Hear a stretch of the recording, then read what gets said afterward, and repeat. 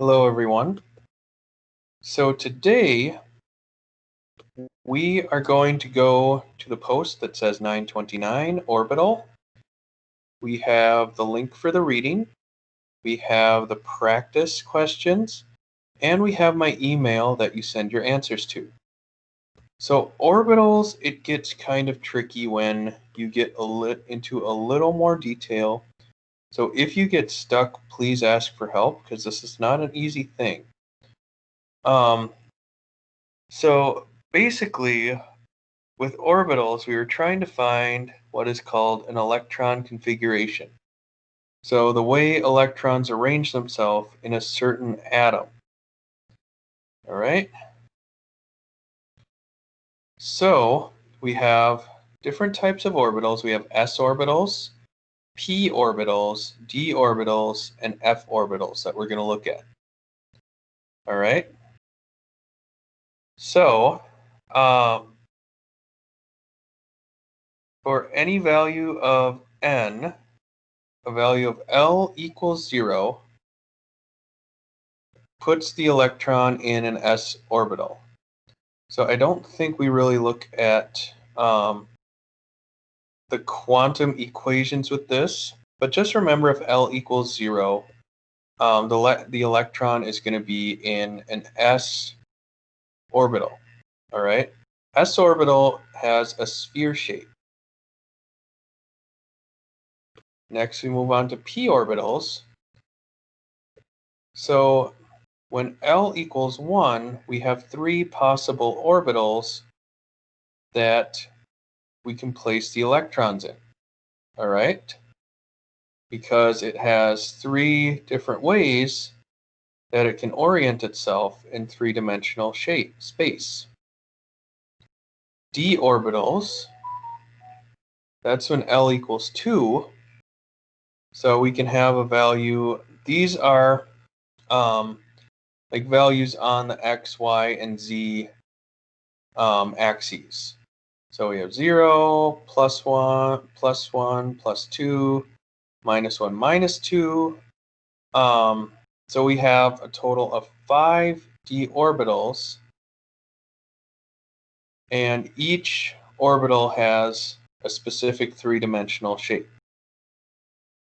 F orbitals are the most complex. This is when L equals 3. So we get the values of 0, 1, 2, 3, or -1, -2, -3, and we get 7 different orbital shapes. All right. So let's look at this. So principal quantum number 1, 2, 3, or 4. So allowable sublevels. If you have a quantum number n, you have just the s sublevel. If it's 2, you have the s and the p sublevel. If you have 3, you have SP and D sublevel, and if you have 4, you have SP, D, and F. All right. Number of orbitals in sublevels. So S, we only have 1. It can only be in one orientation. Remember, P, we can have 3 orientations.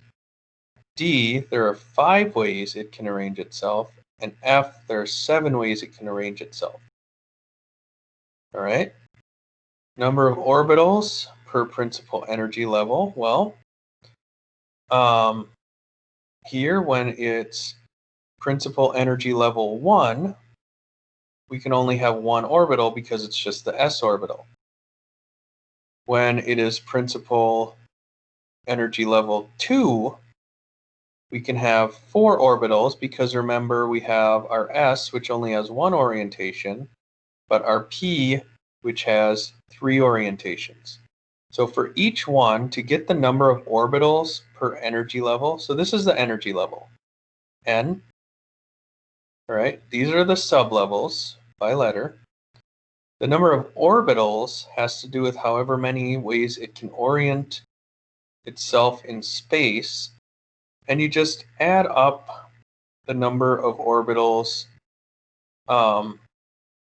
per sublevel.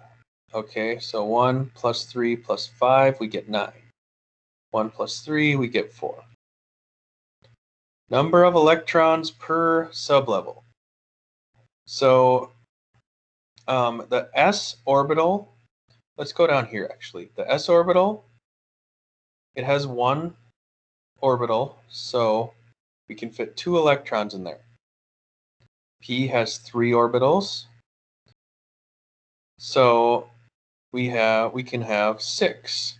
So the number of orbitals, you just multiply it by 2, and that is how many electrons you can have per sublevel. So number of electrons is going to be, you add each number up in this space.